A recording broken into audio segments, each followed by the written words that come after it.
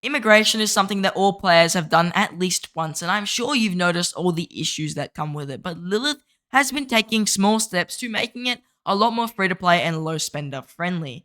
Today, I'll be discussing how Lilith is actually reducing migration costs for people who are currently in KVKs with their new immigration system that is being, I guess, trialed in Warriors Unbound. It is actually a pretty good system, and I will talk about all the benefits of it. I will talk about some things that could be improved, and I will give you a few tips and tricks to migrate. So if you're looking to migrate anytime soon, all this information is going to be extremely valuable. So let's begin with discussing how this immigration system works, migrating to kingdoms in your KVK. It's very, very interesting.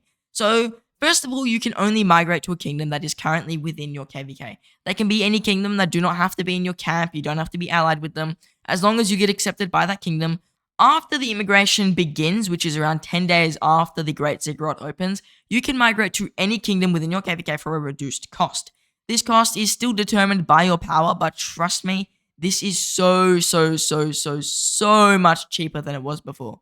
Before, I would be paying around 25 passports to migrate, but instead I only have to pay 12. It's around a 55% reduction if I'm not wrong there. Really good. That's actually a really good amount.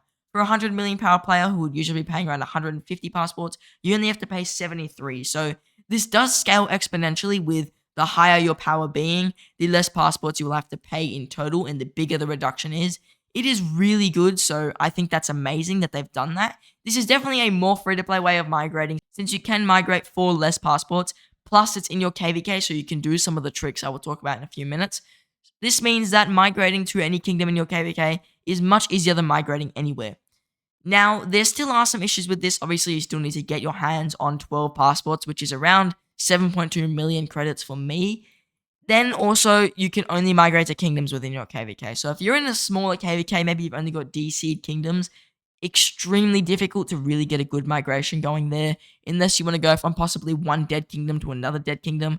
That's definitely not going to work very well, and in those situations, it's going to actually suck really bad. Like, having to go to only kingdoms within your KVK because you can't afford to get passports anywhere else, or you can't get your hands on more passports, isn't going to be good, especially if you're in smaller or even dead kingdoms. Then this system doesn't work pretty much at all. There are also some rule changes with this. First of all, you have to apply to migrate. The king doesn't raise the cap. You have to apply and then they will approve you. Also, you'll be notified when the king actually accepts you to your desired kingdom, at which point a mark will be added to that kingdom, and on that kingdom application page, you can tap it to continue the immigration process, which will be cheaper. So you can't actually migrate through the global menu. I can't just go into my KVK menu and migrate, is what it looks like there. I will have to do it through the menu that they've given me, and then I will have to apply to the kingdom, much like you do here when you register. However, this doesn't use a kingdom special immigration, I don't think. And then the king will approve you or not, and then you'll be able to go to that kingdom by going into the menu for the reduced cost. That's what it looks like so far. Once immigration period ends, if no one has reviewed your application or no one has approved or declined it, it will be voided, which means you won't be able to migrate to the kingdom. After approving an application, the destination kingdom still has the right to revoke their approval, so complete the immigration process quickly. It also means if you don't migrate before the immigration period ends, you probably lose the right to go to the kingdom for the reduction in cost.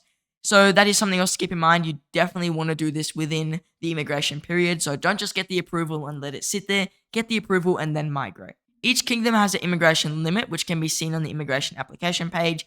Once the limit is reached, you can no longer apply to migrate. That stands fairly stock standard. Until a kingdom's limit has been reached, there is no limit on the number of applicants you can submit, and no limit to the number of applications that can be accepted. So you can accept as many applications as you want if you're a king. However, once your application limit is hit and enough people have migrated, then you can't accept any more applications, or even if you do, they can't migrate. Also, you can only carry out the Lost Kingdom immigration process one time, but the immigration process is not subject to the usual 30-day immigration cooldown period. Basically, you can migrate through the Lost Kingdom immigration process, then migrate again through the regular immigration process without having to wait 30 days. No one's really going to do that. Like, I don't think anyone's going to grind enough passports to migrate twice.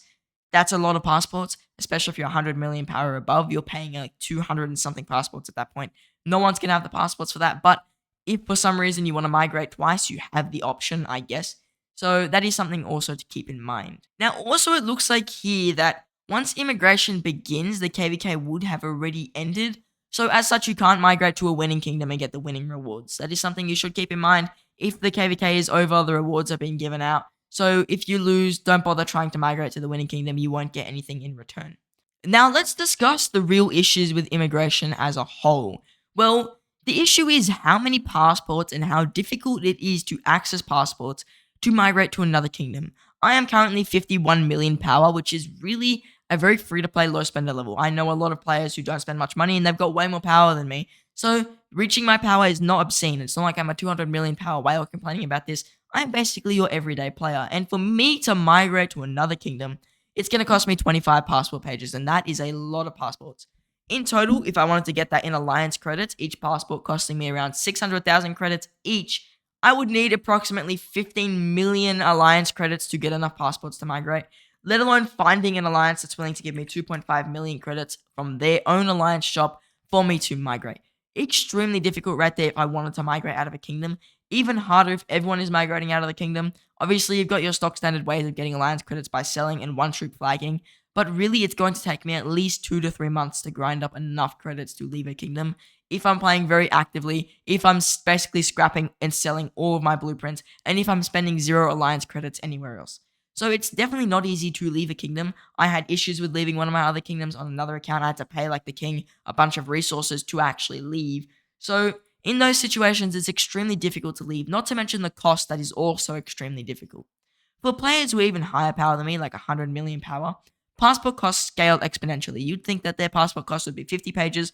No, it's 150. So they are around 6 times the cost of my passports while only being double my power. So another issue there is how they scale exponentially. And most players at 100 million power, if they want to buy those passports from an alliance, it's not going to happen. They'd need like 90 million alliance credits. So the only way you can really access passports as a really high power player is going to the New World bundle and spending a bunch of money. You have a 1 month period between this, and I think in total, if you're 100 million power above, you'll have to spend around $2,000 to migrate, which is ridiculous money, $2,000 US, and it's probably still going to take around 2 to 3 months of waiting for the bundle to refresh.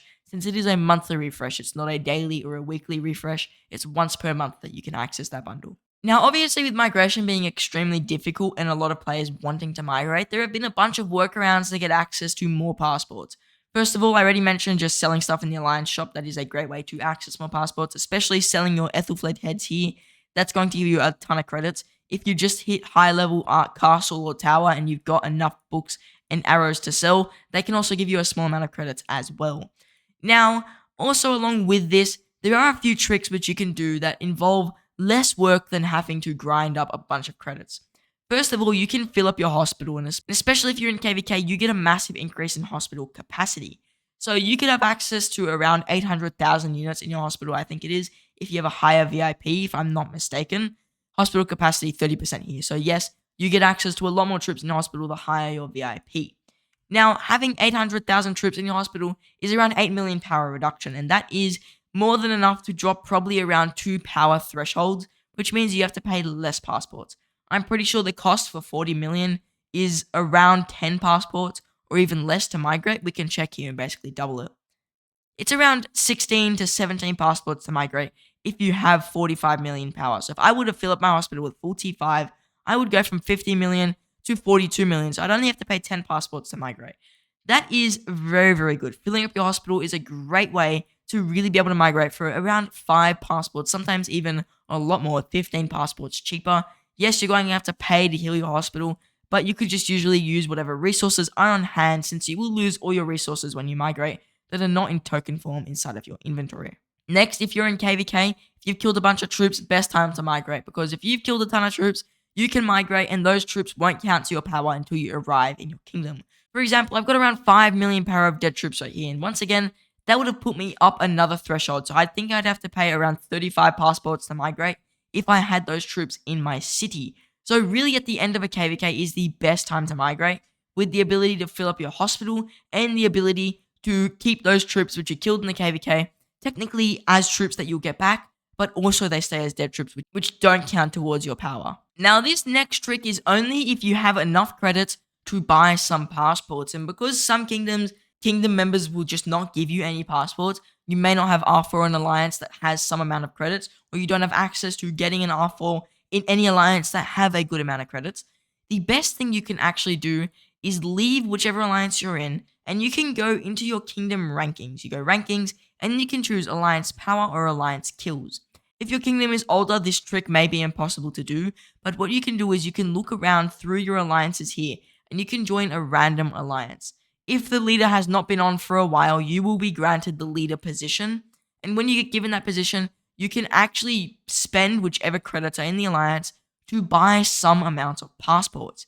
This is really good if you can find an alliance that's basically got inactive R4s but have credits. So often when a kingdom first begins, alliances get flooded and they get around 2 million credits each usually. So if you join a random alliance and the kingdom hasn't been on for a while, possibly for a very, very long time, you could go into the shop and spend their credits on whatever passports you want. Here is an example. You see I joined this alliance that have 9,000 credits. I was given leader because their current leader was inactive for a very, very long time. So now that I'm the leader, I have access to go into the alliance shop, and if you have more alliance credits than this alliance does have, usually I've found alliances with upwards of 1 million credits just sitting there, especially in the younger kingdoms, which are like early Season of Conquest, maybe late KVK 3, there will always be an alliance that has some amount of credits just sitting in there. You can join that alliance and spend those credits on whatever you want. So that means once you're given leader, if you have enough credits to buy even just one passport, you're one passport closer to being able to migrate. Now, this means I could actually purchase myself some amount of speed ups in here as well, so I guess that's an option you also have. But this is definitely much more of a migration trick, and it's definitely easier in younger kingdoms where not as many people have migrated. Since this is a slightly known trick, however, you will have much better luck doing this than sometimes asking R4 members to give you some amount of passports. Once you've finished with your passport purchasing, you can't just leave the alliance, because if you do, you'll be disbanding the alliance, which will leave you as the leader for a very long time. It's like 48 hours. So what you do is you just go into the members and you give whoever you want the leader of the alliance. Super easy, doesn't matter who you give it to. It just means you can't come back to this alliance once you give them leader, because once they have leader, it's going to take another week before they are inactive again for you to take that leader position once again. Then you can leave the alliance like normal and join whichever alliance you want to join. Now, if you want to find a kingdom where you can migrate to, or you have a kingdom that you want to advertise for migration, my Discord server offers that. So in the pinned comment of this video and in the description, there will be a link to my Discord server. In that server, I have two sections, one for people who are looking to find a home kingdom, and also two for kingdoms which are looking to recruit people. If you want to get your name out there so kingdoms can find you, or if you want to get your kingdom out there so players could find you, then you definitely should join the Archer Syndicate Discord to advertise your kingdom or advertise your account. Now, I just want to say thank you for watching. See you in the next one.